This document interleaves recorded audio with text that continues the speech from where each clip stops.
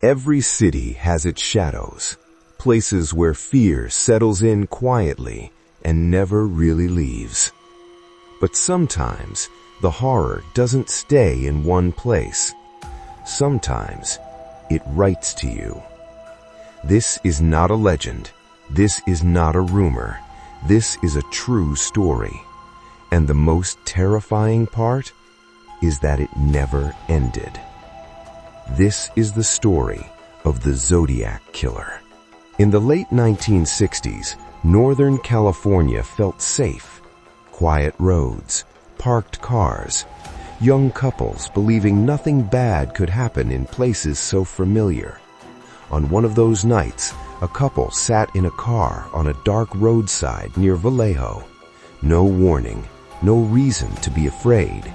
Then, suddenly, everything changed.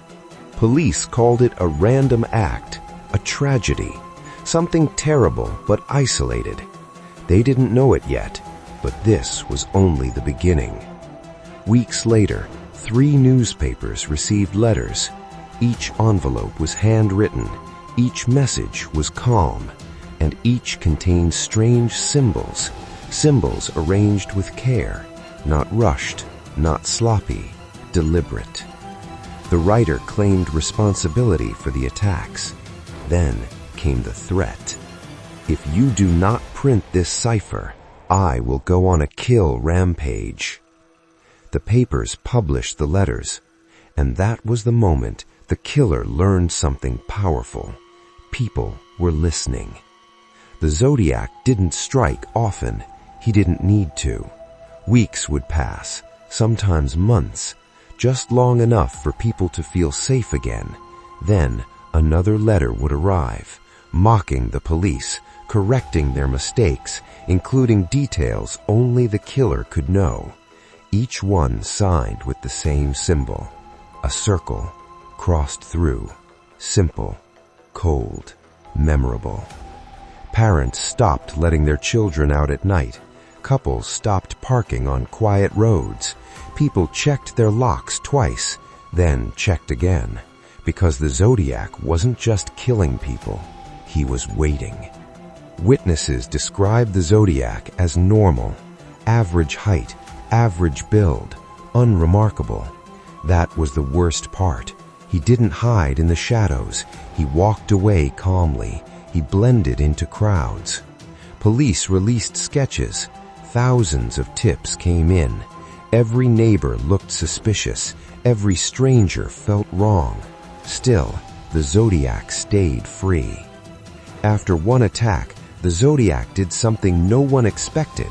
He called the police. From a public phone booth, he calmly explained what he had done. He gave directions. He corrected early news reports.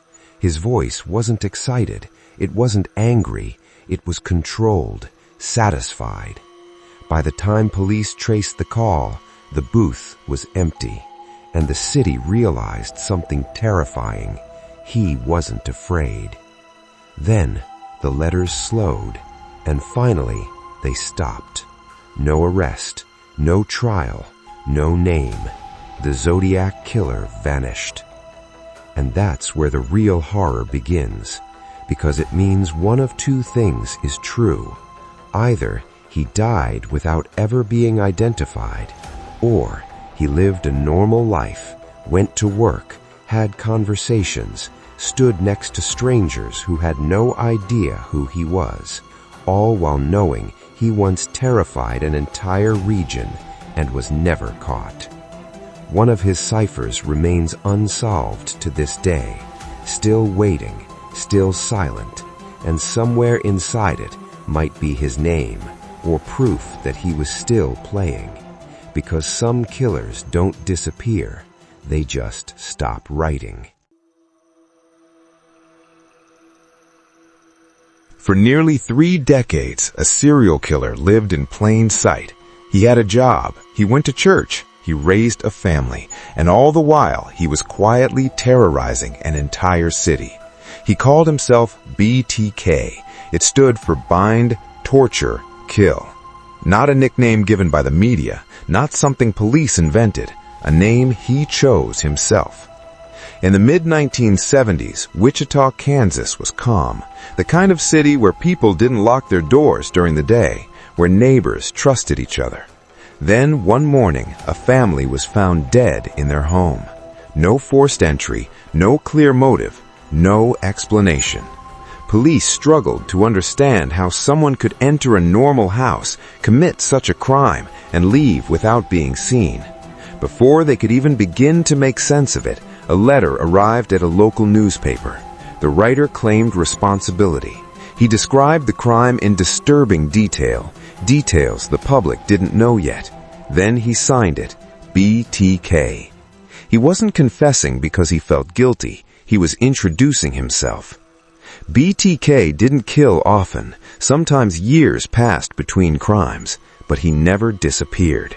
He wrote letters to newspapers and police, mocking investigators, correcting their mistakes, demanding recognition. He complained when the media focused on other stories. At one point, he wrote that he was angry people were forgetting him. That was the danger. He didn't kill because he had to.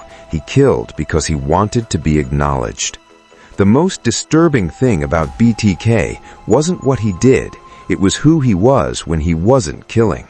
He was a respected member of his community, a church leader, a Cub Scout volunteer, someone parents trusted with their children. No one suspected him, not his coworkers, not his neighbors, not even his family. While police chased suspects across Kansas, BTK sat in meetings, smiled at people, and lived a life so normal it made him invisible. Eventually, the letters stopped. Years passed, then decades. People assumed BTK was dead. They were wrong. He was still alive, still watching, still angry that no one remembered him anymore. And that anger would be his undoing. In the early 2000s, BTK started writing again, older now, sloppier. In one letter, he asked police a question: "Can I communicate with you by floppy disk without being traced?" Police answered publicly. They said yes. They were lying. When BTK sent the disk, investigators extracted hidden data from it, metadata that pointed directly to a church computer and then to a man named Dennis Rader, a man no one suspected, a man who had been BTK the entire time. When police arrested him, Rader didn't resist. He seemed almost relieved. In court, he calmly described his crimes, not with rage, not with sadness, with pride.